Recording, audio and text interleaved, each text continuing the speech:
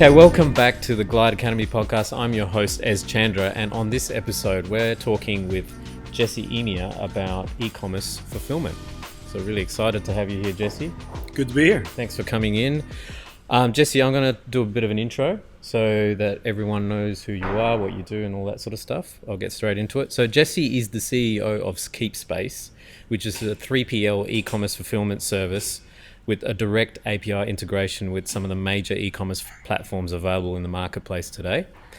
Jesse has over 12 years of knowledge with an array of experience in e-commerce, logistics, software development to take his company from 0 to 4 million in revenue. Jesse's focus is to take Keepspace to a $50 million company within the next 6 years. Prior to that, to the Keepspace Journey, Jesse founded and developed Koala Box, which is a box leasing business that helped residential home rent commercial grade plastic boxes. For a short lease time frame. Jesse then sold that business to an East Coast company. So well done, Jesse. Thanks again for coming in today, mate. Always happy to share with a friend. So as a fellow entrepreneur, I've obviously got lots of questions around how you started your business and a bit about the business. But before we get cracking, could you just tell the audience what 3PL is and how does it work specifically for those that don't know? Sure. Okay. Yep. So 3PL is just a super fancy term for third-party logistics. Essentially what it is that if you are someone who has an online business or just a retail business and you don't have enough space in your facility or location and you need that extra space to be utilized, you would put your stuff in that place. And usually the logistics part of it is just allowing them to be able to distribute those goods on your demand or request to a location outside of that place that you put it. That's really all it is. Yep. And that just covers agriculture, fisheries, brewery industry mostly. It's entered into most of the major heavy industry areas, especially in vehicles. But e-commerce has started to become an area that's going for this space. Mm-hmm. And so it's becoming more popular as a phrase. Okay. Now, your warehouse is about 1,600 square meters. Is that right? Has it grown since then, or? No, the building's still the same size. And what did you start, when you started the business, how big a space we started in the very first days. It was a bat cave of about 200 square meters with no power. Amazing. Just a front roller door, cold winters. And now you're doing 8,000 orders roughly a month or more now? Yeah, about that. It's according to your stats, you've done 125,000 service orders to date. Yeah, that's going to creep past 150 in about a week. Yes. So. And obviously COVID's really accelerated that dramatically in the last year. Yeah, it has. Awesome. More people are staying home. When JobKeeper came out, it gave people a little bit more residual income. So because they couldn't go anywhere, they purchased online, and that made it easier for people who would not have tried to start trying. And through that process, it increased e-commerce as a whole. And I've been talking about it at previous podcasts that I think our industry in general is accelerated by 5 years into the future. And we're still behind. Yeah. Well, in some cases, yeah. Now, with the 3PL market that you're in, there's obviously different competitors, and there's companies that work with e-commerce fulfillment websites and stuff like that do massive orders, right? Yeah. So are you in some sort of white space? You've got some sort of category in the market, or are you going for are you looking to grow with businesses as they get bigger? So most people in this space who had already made their millions, because it's a huge industry, the capital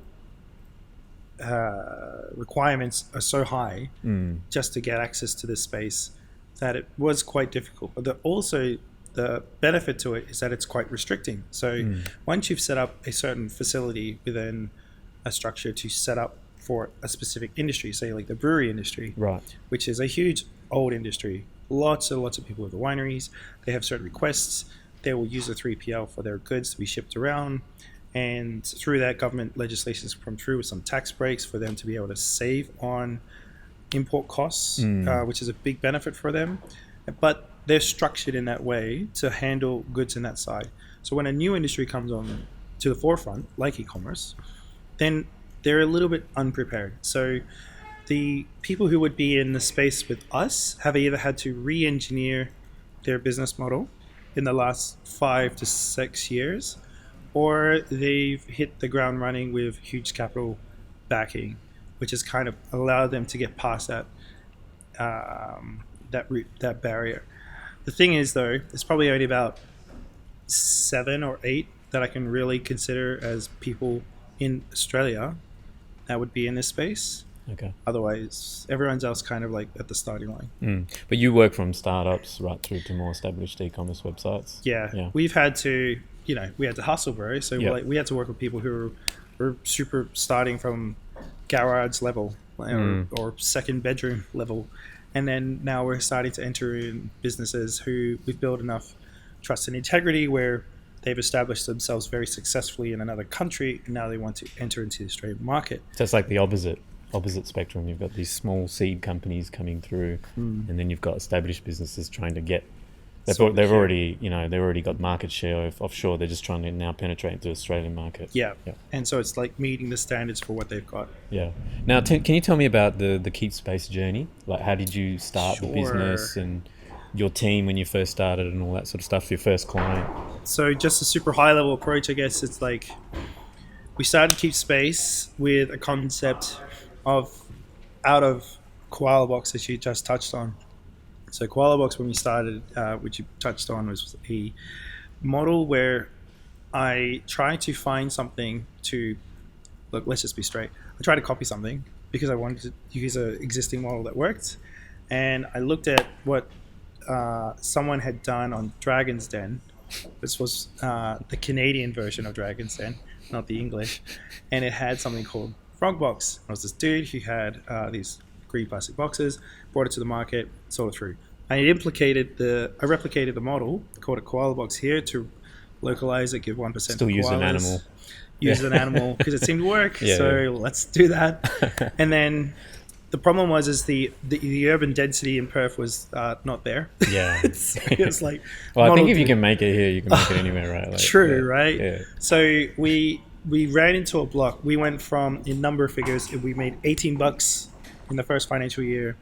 Then it was, I think it was about 20,000 in the second financial year. It was about 35,000 in the third financial year, and then the fourth financial year we hit about 45.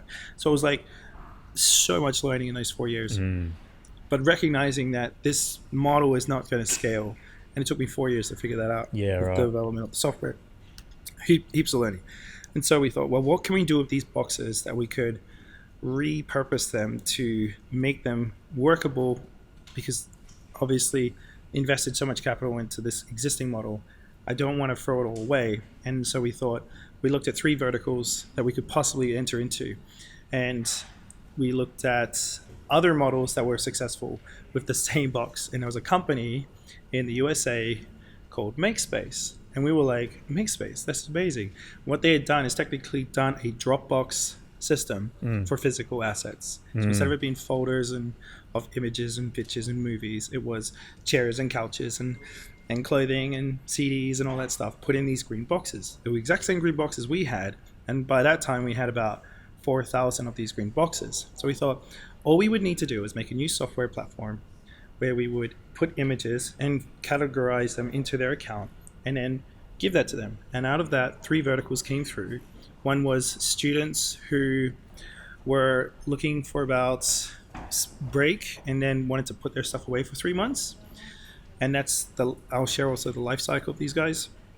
The second group vertical was homeowners who were stage selling their property. They wanted to declutter it all out, and they would stay with us for about 6 months and put all the stuff in. This is a very storage-based solution. It was, because it was like, it's storage for physical assets. And was it called Keepspace at that time? It was. Yeah. It was. And that's how it started. That's how it started. Amazing. Yeah. So it was like, keep your stuff in this space. And when did you kind of like obviously you've transitioned away from that. and then you Yeah, moved into full e-commerce. and it was the third vertical that Yeah. touched on with that. So it was like some businesses that had put their stuff aside in our place, and then Yeah. Wow. it was their extra material, their extra stuff of they were selling, and they wanted to put it away. Amazing. And it Yeah. was like that was seriously slugging work because you're carrying these heavy boxes of stuff around. Like, dude, I do not want to do this. Like, So it's you just fell into the e-commerce space, so to speak, like because people were kind of going, "Oh well, I've got all this excess stock. Can you help us, Jesse?" yeah, And then like, "Yeah, sure, why not?" And then you thought, "Well, actually, this is a model that we can scale." it was Yeah. in the first.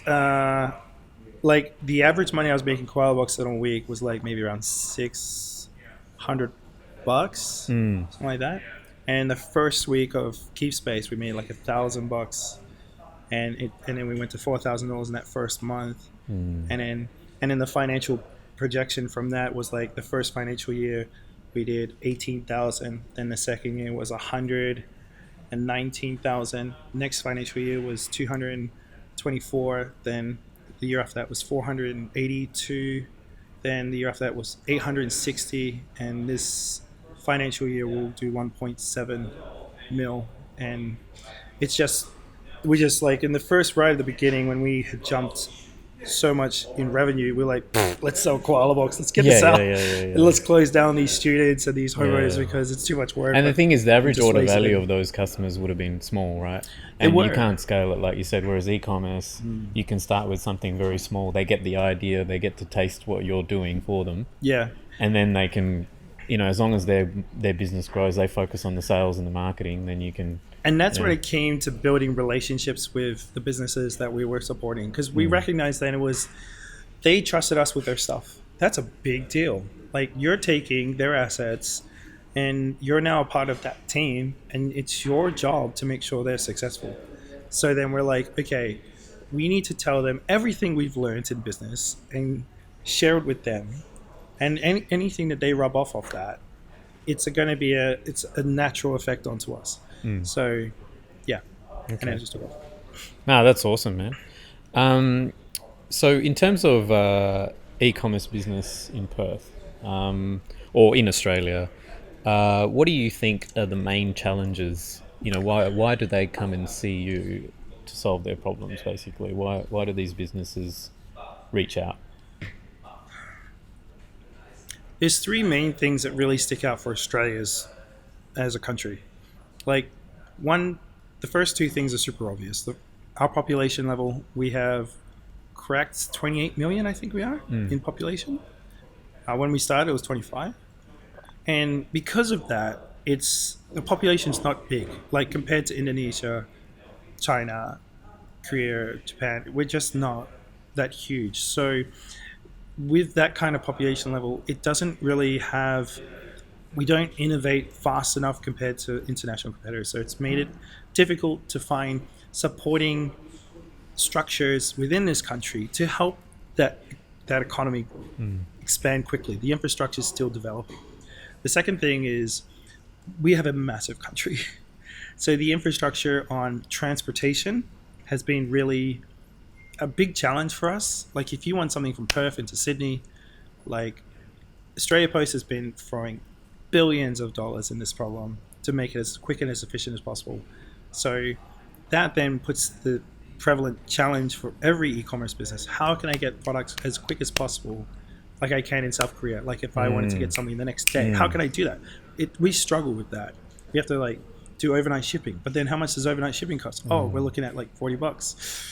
Oh, is someone going to pay that at the price point? I don't think so. And do you think that stifled the rate at which e-commerce is growing in Australia? I mean, it's still growing, but it's a little bit of a slow growth. Yeah, of course. Like, if you know that in China, you could open up your phone and you could order the same Uber Eats and have it delivered to you in like 5 to 10 minutes, compared to what we get here was an average of half an hour. It does impact that that convenience factor quite a lot, which is what e-commerce is supposed to be doing. It's supposed to be making it more convenient than the traditional concepts. So that's the second thing, like the locale, the size of the country. The third thing is actually, I kind of lost it, but I think it was more around just the fact that we've only been doing this really well this decade, like 10 years, like 10 years past this, back in the early 2000s, it was still super new. Like all the e-commerce fulfillment houses like us, we've only started popping up probably in the last 10 years. Yeah, right. So it's Like, still fresh as. super Yeah. new, yeah.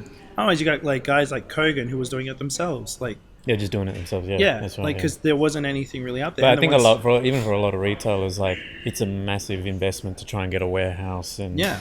store not only with the shop front, but then try and work out where to store all the products and move them and then and then think keep about tabs on them and yeah. like if you go 10 years back, like you think of that as a business proposition. Like people are going to be like, am I going to invest in this online thing and hold their stuff? No, I think I might stay with my brewery businesses Correct. or my fisheries industry or the car automotive industry and stick with them and use my 30-year-old legacy software system because I know we're going to turn a profit of 20% and there's no point I want to play in this space. Everyone else is like, opportunity, and then throw it in. So yeah, that's I think the it'd be case. interesting to see. Like I know there's companies like Google and all that are really investing in like drones and trying to move products through that way. But it seems like technology is going to be the key instrument in terms of like our geography challenges here in Australia. You still have challenges with the battery life. There's a lot of limitations with that tech. It has potential, but I still feel the human factor will still be a massive player in this space for probably another 10 years. A reasonable time frame. Yeah, totally. yeah. All right. So next question I wanted to ask you was around, e-commerce globally and the future of e-commerce as well, Exciting. which is, I think, really exciting for your space. I know Yes. you've kind of really invested in the local market here to get the business up and running, and good on you for getting to 4 million in revenue. Thanks, bro. I think it's an amazing achievement. And look, there's going to be more businesses coming on board. But in terms of real scalability, I think the global market is going to be huge for you guys. Yeah. So tell us a bit more about that space and what your thoughts are. Yeah, full caveat. Like I am so learning this space right now. Like I'm still very much a student in trying to understand other economies, their policies, their politics, and their cultures.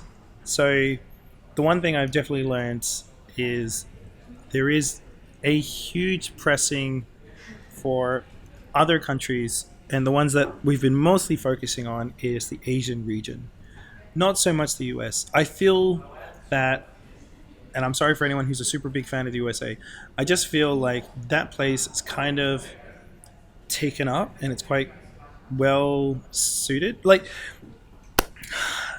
You mean infrastructure wise, it's already kind of like... oh no, the infrastructure shit is up. Oh, It's right. like it's super old and needs to get fixed up. So the ones that are really leading I would say, is the Asian space. I just personally, I'm just going to tell you what I've seen and read, and it's going to probably rub feathers with some people, but this is just what I've seen and read. So looking at what China has done, Japan, Korea, Vietnam, Indonesia, they're all super growing super fast. And what they're doing is nothing but amazing. And I feel like I want to focus in that area because it's in the same time zone region of what we currently are in. And it's super hard to break cultural barriers into these nations. So if there was a way that we want to try and unify an approach of the Western world to make impact into these countries, it would be amazing. So because it's quite easy to set up in the US. Like if you want to set up a US company, you want to set up a 100%. US. Well, for us it is, yeah. Yeah, it's not that hard. Even as an agency, we've got clients that are doing well in Australia in the market here. Their product does pretty well in the UK and in the US. 'Cause it's almost not quite copying and pasting, but like it is a very similar cultural value in terms of what we share with those Western countries. So it's really easy to sell products once you got the market, So I figured, like, looking at what they're doing, do we want to enter into that space and compete against the other guys who are probably kind of established there? Compared to, should we enter into a space where other people want to get into, but it's still quite difficult, and if we could make that easier? And so we are looking at that angle of the direction. And so in researching these countries, to the question you asked, like we looked at Japan and Korea and China, and just some information. I'll just start with Korea. they had spent so much money into science and research. Samsung lived there, LG lives there. Like, these guys are just super on top of their game. Kia is growing in their space, and the boat industry in there is huge. And what they had done in the research that they've spent, which is more than the US and more than, frankly, some nations in the European Union, is that if they wanted to say your daughter, or you got two boys or two girls? I got a boy. Just a boy. Yeah. Say your boy is having his birthday, and I just found about it tonight, and it's tomorrow morning, and I wanted to send a gift. I know that in Korea, I could drop something online, and I could have it at your house at 8 a.m. the next morning, like if I bought it at 10 p.m. tonight. But it's so true, though, because It's amazing. that is consumer behavior, right? Because Correct. there's so many times where you're like, it's Valentine's Day or whatever, and you found something online, and it's 4 days away, but you just don't buy it because you're not going to get it in time. Right? Yeah. So can you imagine how much money is left on the table just because of that challenge factor. and that issue from a consumer's perspective? Yeah, it's maybe huge. in America or some parts of Asia, it's obviously not like that. So there's no I guess friction to purchasing online because you've got the speed. It's all about speed, right? You do. Yeah. And you got a massive urban density. Like, the fact of how many, I think it's around 40 to 50 million people live in Korea. And the country's like, I don't remember how big it is, but it ain't that big. Like, it's the size of Victoria. And the fact that you could have that kind of convenience, like that, I'm like, and then we look at us, I'm like, damn, that's stuff like. But you think it's almost affected the marketing strategy as well, because a lot of the businesses here, it's about marketing, but then building the email lists and then remarketing to people and building that pipeline that they can order products in advance, right? Yeah. Whereas in the Asian market, it's reactive. Like you can, like when it's a big marketplace, you don't even have to market to them. They just come to you when they want something. And then they just order it straight away because they know they're going to get it the next day or whatever. Yeah. So that's a perfect example of China, like what they're doing there. So China is probably, I think they're at the point where they're actually going to surpass the United States this financial year in the amount of traction they've done within their online. And with WeChat, that they are able to have a micro store inside WeChat. If you're within the vicinity of the area and you search it up, you could have that store pop up on your phone, and the person will drop it off within 10 or 15 minutes at your door. And they have the same tracking, and you don't have to have it as a second application. It's just part of the system, and it's just super amazing, like how fast it is. So I'm just thinking, like, can Australia get to this speed? Are we there yet? No way. When will we get there? I'm not sure. And then who's going to press that forward? Who's going to invest in it? Yeah, who's going It's to almost throw like, that money if you look at what's happened with Australia and the NBN, that's a classic example, right? So it's just the internet, just connection to the internet. Like, the government had to really step in to invest because I don't think anyone was going to outlay that much capital in infrastructure and so forth. No. And even so, it's not been the best ride. Right? So it just seems like perhaps that's going to happen again, where governments are going to have to step in to kind of raise that level of speed. It kind of has to, because and then I'll just comment on Japan really quickly. Like, Japan, because of the political spectrum of them not being able to build into their military, they've built into their infrastructure, into their science, into their education system, and they are one of the best in the world. And through that, they've been able to reinvest so much into making life super convenient and super safe. You could just do almost anything there. You don't have to really worry about criminal activity. So if you were to buy something there, even though they still hold a lot of traditional values, like, for example, they still prefer to still hand the cards and meet in person. Yes. Their online side has really taken off really strongly. And the convenience factor, because China and Korea are kind of still, they're like worse than Australia and New Zealand. They have like a real nice rivalry going on there due to history issues that they've had, but we won't go there. Japan's wanting to make sure that they still outcompete Korea, and Korea is like pushing through. And because Korea is so close to China, they have so much business relations going through. So the whole area, they they're not relaxed like us, and they're not slack like the United States. They are just super fast, super go. Super competitive. They don't have time to mess around. Can we swear on this? No. Yeah. So. Yeah, they just don't have the time to fuck around. Yeah. So they're like going to work real early. They're coming back real late. Sometimes they're on the train. They need to get something at home before they get home, and they'll be able to order it on the train because their public transportation is so good. And then, so it just blows me away, like how they just achieve this sense of infrastructure, speed, strong internet connection, and decent quality of material. Like everyone has the mobile phone, everyone has the decent applications, and because of transportation, like it's quite clean. And I just want us to get to this space, and I'm like, can our nation do that? I don't know. I really don't know. Well, it has to come from the top. It needs to come from the top. Yeah. So I'm just trying to figure out, like, maybe we should start a lobbying group, Jesse. Too much work. Too much people. But to back up your stats around, just so people understand the growth in China, because this is what we're talking about. So Taobao, am I pronouncing it right? Yeah. Taobao is like a website that it's a bit like an Alibaba where people can, or an AliExpress where people can just kind of go on there and order.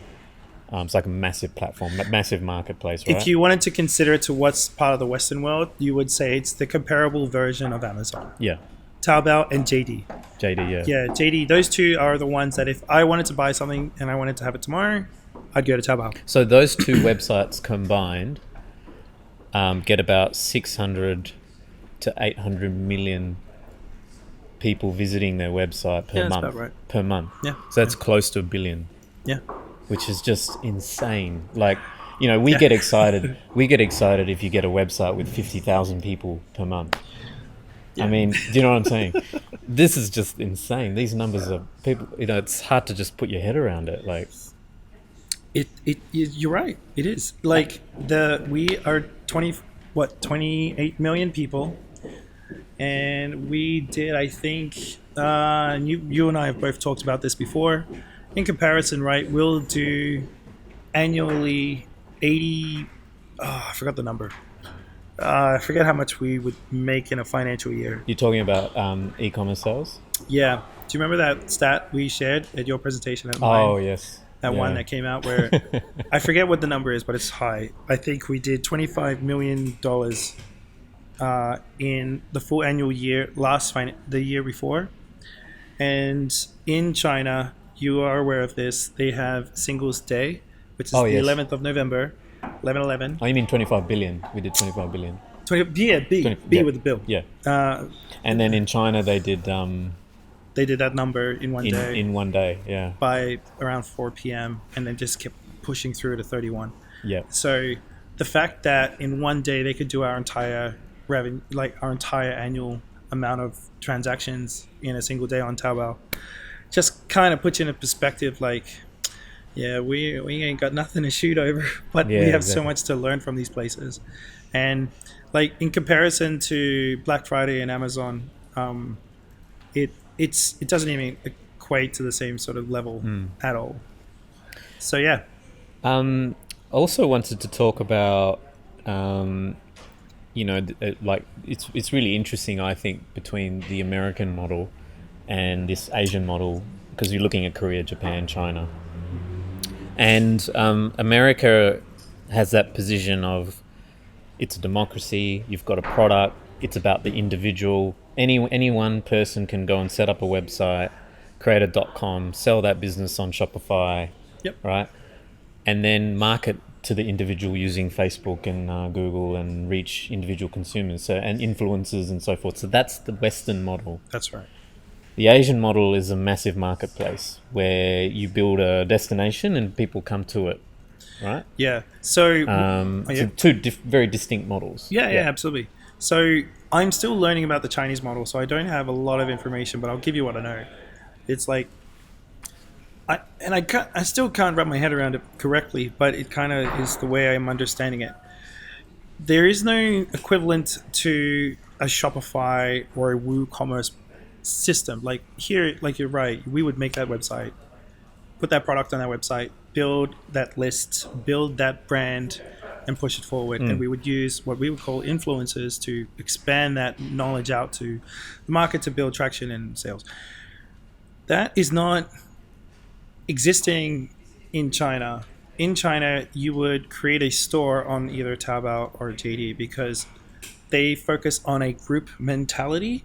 So they want to know that you have, first of all, that more of an eBay type presence. You have star ratings, you have proof of decent quality of work, and then what they will do is they'll call key.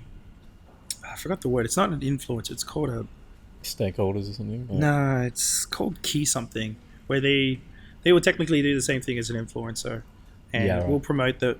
But when they do the promotion, it's like it's hard selling, dude. Like they'll get there and they'll be like, "Hi guys, I'm gonna try on this shirt. Check this shirt out. I'm gonna put the shirt on," and they're just selling.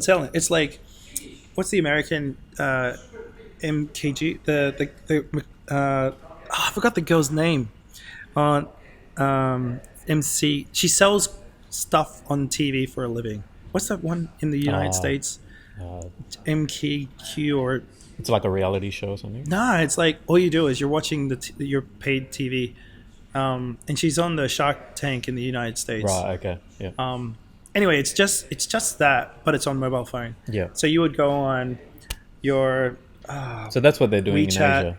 Yeah, you would go on WeChat. They would go live. Yeah. They will present it as themselves. So you're like pitching the product, basically. You're just selling a product pitch. Yeah. You might tell a person a couple of stories in between. Yeah. But you're just sell, and then right. you will sell that all day on. And sometimes they have like multiple like phones, so they get more channels going. It's not like they have a synchronized split, and then the sales will come through on Taobao, and they'll use Alipay because they don't have like a Stripe or it's usually Alipay, which goes through WeChat or I think Alipay and Tencent. No, not Tencent. I'm going to get butchered for this later on in the comments. But I know Alipay, and then there's one other alternative, but that's it. You only got two in China. And these are your payment transaction systems that they will allow through that country. Whereas we've got tons. We have tons of options, and then you have all these people competing for focus. And it's interesting, like isn't it? Like, I mean, going back to this Western model that we've got, where it's all about individualism. Yeah. But then there's the brand, there's a sense of space for creativity because we can create unique brands. It's very exciting. But then there's a lot of legwork around that. You've got to promote the brand. You've got to do the PR. You've got to do influencers. You've got to do social media. You've got to build a website on Shopify. You've got to do e-commerce marketing, Facebook marketing, Google, all this sort of stuff, right? Yeah. That has friction because there's only so many businesses that can get all those things right. And then it also takes time. It's not like you can just do that overnight. That's right. Whereas with this model, the Asian model, the market, and that platform model, you pretty much, it's all there. You just set up your shop. The systems and processes are all there. They take care of it for you. Obviously, they take a clip. But then it's so scalable. And the products that do well are the products that sell. Yeah. And you don't have to market it too much in the sense that if your product is good enough, it will sell. You will usually sell things in China, but it's not as cut and dry because there is still there are certain infrastructures that are usually kind of considered necessary. Yeah. And without them, it kind of cuts your arm off in the process. Yeah. So it doesn't have as much freedom of choice. No. But the channels that work through it, the population of volume is so immense, it's hard to not take it seriously. So, but it'll be really interesting, I think, in the future to see where everything goes, especially as things get more fragmented. I mean, people can still go and set up an Amazon shop. So in the for Amazon, like in Japan, it's like they did 80 bill in Japan. Like I think it's the fourth highest in the world for online transaction. Japan is no joke. Like it's pretty big. And then when you take into consideration Korea, I think it did 40 bill, which is in the top 10. So those two nations alone, they still run with Amazon. Amazon has access to that country. There's a good relationship with the United States, South Korea and Japan. So they have a lot of the Western platforms working there, but they obviously have some of their own personal alternatives. So getting access to those countries isn't that the wall is not as high as probably China, especially for you guys, right? Yeah. So that goes to our next, and probably our last question for the podcast, which is really, growth opportunities for you guys for Keepspace. Obviously, you're rock solid here in Perth, but looking to expand to the East Coast to Melbourne and then go national. And my question is, if you do go national, are you looking to focus on China, Korea, or Japan, or all of those markets? You mean international? Yes. Cool. Sorry, international. Yeah. So for us personally, if we're going to do a little pitch thing here, we want to bring ourselves into Melbourne. So there's 3 things we'll need to sort out. So a bit of transparency. We're working on our software, capital, and policies to be able to expand ourselves. Because like every business, as you guys would know, you got to make sure that when you duplicate yourself, you're able to have a good team to be able to do that process. It's exciting as it is to go overseas. Like, we're still getting those things right here at home, but we've recognized that some of our competitors here, they're super focused on just Australia. Okay. Which, like, if I'm going to throw a couple of names out there, MPF Fulfillment is been around for about 15 years. They've been given some awards. They're only in Melbourne. Super hard to expand. Eastall Logistics is probably the leading space player in our play. Wow. And they have Kogan on their books and a couple other guys. So big e-commerce players. Huge players.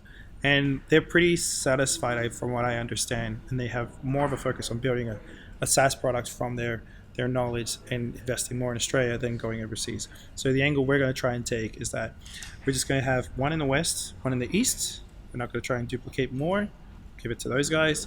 And then we'll focus on going into China, Korea, because of the time, and take advantage of the time zone. Yeah, take advantage, because if you're in the same time zone, it's a huge benefit. There's companies in Singapore that are already talking about the challenges of working with DHL and FedEx, because DHL has fulfillment support, but they also struggle with the same issues as well, which is costs and efficiencies. So we figured if we can work on taking advantage of these opportunities, then it'll come through. But it's super hard to do. So we figured if we can achieve Melbourne, get that right, we've then proven the concept that yes, we can duplicate ourselves.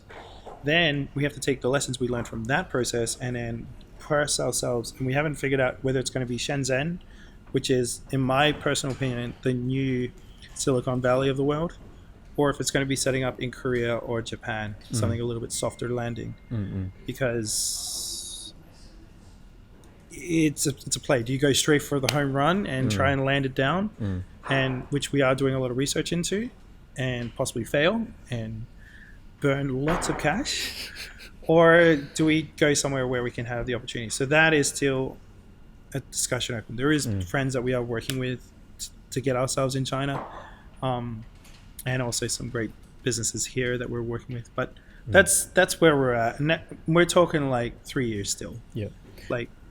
And look, maybe we can get you back on another episode once you crack those markets. You can tell us all about it. So, yeah. See where we go, bro. Let's see where we go. Awesome, man. So thanks for coming on the show cool. and sharing your experiences with us. Really fascinating topic. So that's it, everyone. So thanks for watching. We're also on LinkedIn as well, so please comment. And this podcast is on YouTube too, so comment there, please. So yeah, thanks for joining us, and we'll see you next time. Cheers. Bye. Thanks, mate. Appreciate it. Oh, yeah. High five.